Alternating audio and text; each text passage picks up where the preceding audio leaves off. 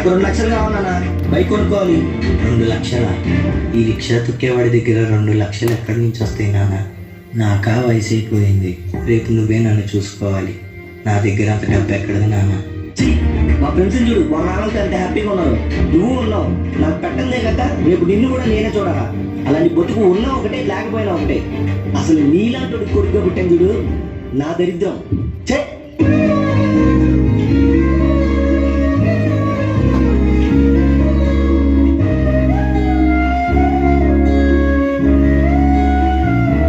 అసలు నీలాంటి కొడుకు పుట్టాను చూడు, నా దరిద్రం.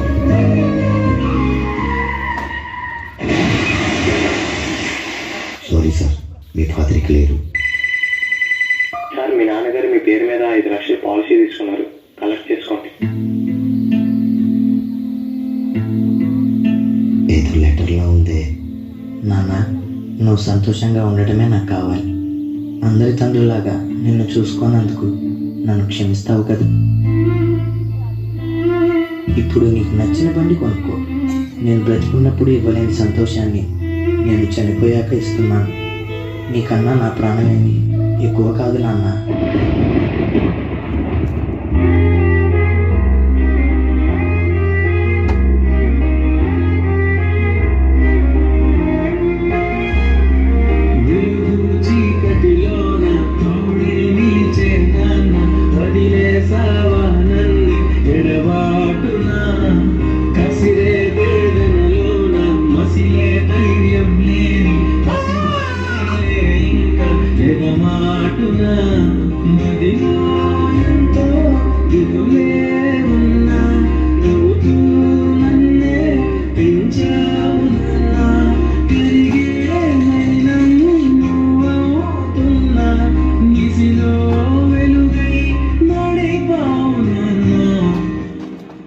అరే, నీకు మీ అమ్మ అంటే ఇష్టమా, నాన్నంటే ఇష్టమా?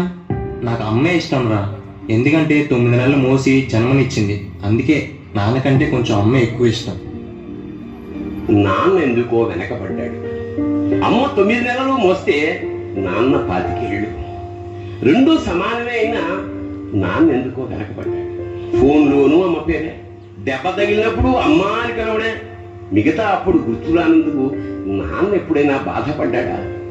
ఏమో, పిల్లల ప్రేమను పొందడంలో తరతరాలుగా నాన్న ఎందుకో వెనకబడ్డాడు. అమ్మకి మాకు బీరువా నిండా రంగురంగుల చీరలు, బట్టలు. నాన్న బట్టలకు దండెం కూడా నిండదు. తనని తాను పట్టించుకోవడం రాని నాన్న ఎందుకో మాకు కూడా పట్టదంతా వెనకబడ్డాడు.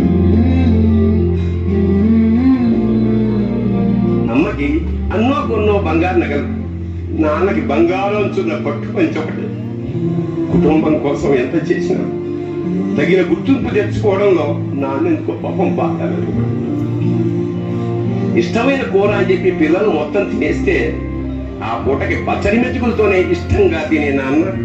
ఇద్దరి ప్రేమ ఒకటే అయినా మా అమ్మ కంటే నాన్న చాలా వెనకబడ్డాడు. నాన్న ఇలా వెనకబడిపోవడానికి కారణం ఆయన మా అందరికీ వెన్నెముక కావడమే. వెన్నెముక వెనక ఉండబట్టే కదా దన్నుగా నిలబడగలుగుతున్నాం. ఇదేనేమో నాన్న వెనకబడిపోవడానికి కారణం. నాన్న, నన్ను క్షమించు నాన్న. కరుణిస్తే కను తెరిచాను, నడిపిస్తే నే నడిచాను, చూపిస్తే జగమెరిగాను.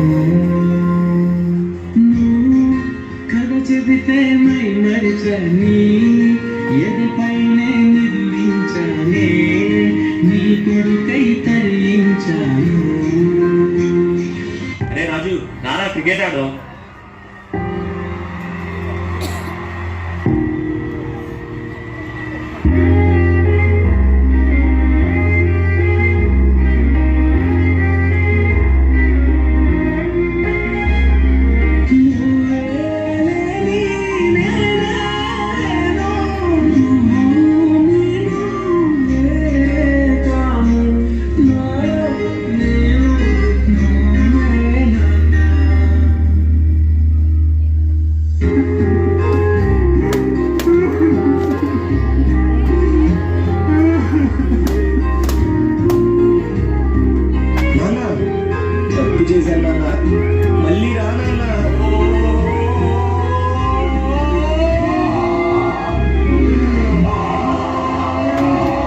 అందులో ఉన్నా పెంచావు నాన్న కరిగే మైనం అవుతున్నా నిసిలో వెలుగై నడిపావన్నా. ఇలా తల్లిదండ్రులు పోయాక వాళ్ళ విలువ తెలుసుకుని ఎంత బాధపడినా వాళ్ళు వెనక్కి రారు. కాబట్టి తల్లిదండ్రులు ఉన్నప్పుడే వాళ్ళ విలువను తెలుసుకొని వాళ్ళని ఎంతో ప్రేమగా చూసుకోండి.